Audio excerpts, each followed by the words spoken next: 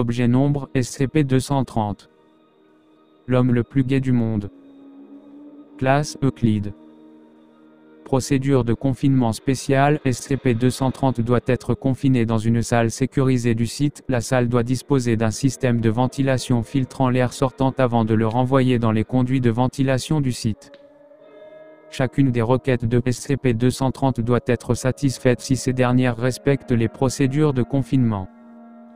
La porte doit être réglée pour se verrouiller automatiquement à chaque fois qu'elle est fermée et ne pourra être ouverte que de l'extérieur.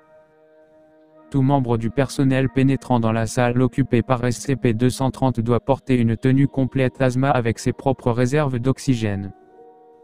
Tout membre du personnel ayant été exposé à l'air de la cellule de SCP-230 ou ayant eu un contact physique avec SCP-230 ou l'un de ses fluides corporels doit être appréhendé, confiné et gardé en observation pendant un mois. Si les symptômes de SCP-230 persistent après un mois, le membre du personnel sera exécuté. Si ces symptômes ne se manifestent plus après ce laps de temps, il doit être transféré vers un autre site et interdit de tout contact futur avec SCP-230. Au vu des événements récents, les individus ayant été exposés puis n'étant plus sujets aux effets de SCP-230 doivent se soumettre à des examens psychologiques réguliers.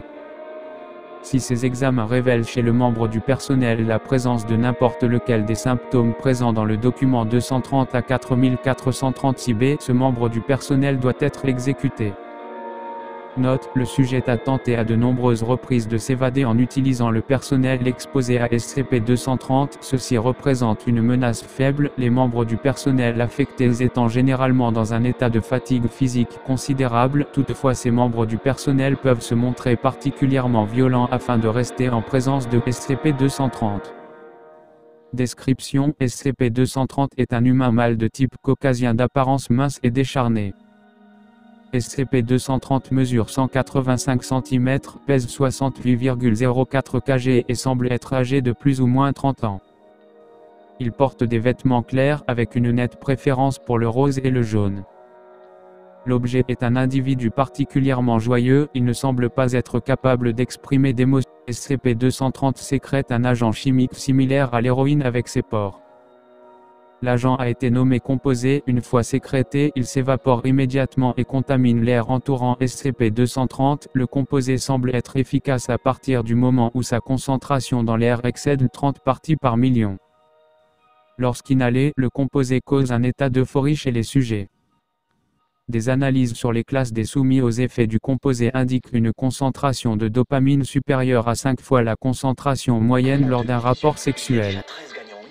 Les sujets montrent un affaiblissement semblable à celui causé par l'héroïne. Les individus affectés acceptent toute requête de SCP-230 sauf si cette dernière implique de quitter SCP-230. Le composé est présent dans tous les fluides corporels de SCP-230, l'exposition est possible par simple toucher de la peau de SCP-230, la dite exposition entraînera immédiatement la dépendance. Les symptômes du manque sont très violents et sont mortels dans 30% des cas. Ceux-ci incluent perte d'appétit, tremblement, irritabilité, panique, vomissement, diarrhée, folie, cécité, hémorragie. Ces symptômes varient d'un sujet à l'autre, mais aussi selon la quantité de composés auquel le sujet a été exposé. Les sujets ayant précédemment ingéré une portion des fluides corporels de SCP-230 ont un taux de mortalité de 100% en situation de manque. SCP-230 a été découvert dans un appartement avec 20 personnes agissant comme ses serviteurs. SCP-230 semblait tenter de limiter le nombre de personnes qu'il exposait. Plusieurs corps de personnes exposées ont été trouvés dans l'habitation. Quand interrogé à propos de ces corps, SCP-230 a répondu « On commençait à être full, j'ai dû demander à certains d'entre eux d'arrêter de respirer ». SCP-230 semble être sous l'effet du composé mais n'est pas dérangé par ce composé. Les tentatives d'affecter l'humeur de SCP-230 se sont avérées infructueuses. L'usage de drogues causant la dépression ont poussé SCP-230 à produire plus de composés et par conséquent a été inefficace. SCP-230 est un individu très amical et engagera candidement la conversation avec n'importe quel membre du personnel. SCP-230 ne sait pas comment il produit le composé et quand a-t-il commencé à le produire. Lorsqu'il est questionné à propos de son passé, SCP-230 répond qu'aussi loin qu'il se souvienne, il a toujours secrété le composé.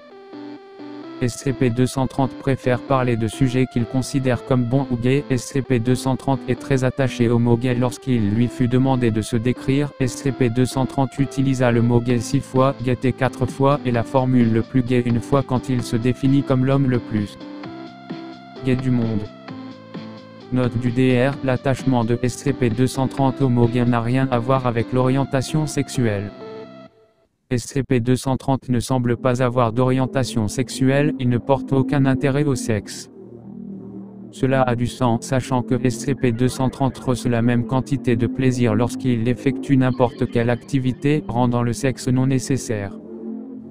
Addendum 231, le membre du personnel de recherche de niveau 2 fut accidentellement exposé au composé dans le cadre de ses activités. Fut enfermé et soigné pendant la durée des symptômes de manque. Après un mois, fut relâché après avoir été confirmé comme n'étant plus soumis aux effets du composé par le personnel médical. 2 mois plus tard, fut aperçu alors qu'il tentait de s'introduire dans la zone de confinement de SCP-230, fut exécuté après un examen et des précautions ont été prises pour éviter que ceci ne se reproduise, voir le document 230 à 4436-B. Document 230 à 4436-B, données supprimées.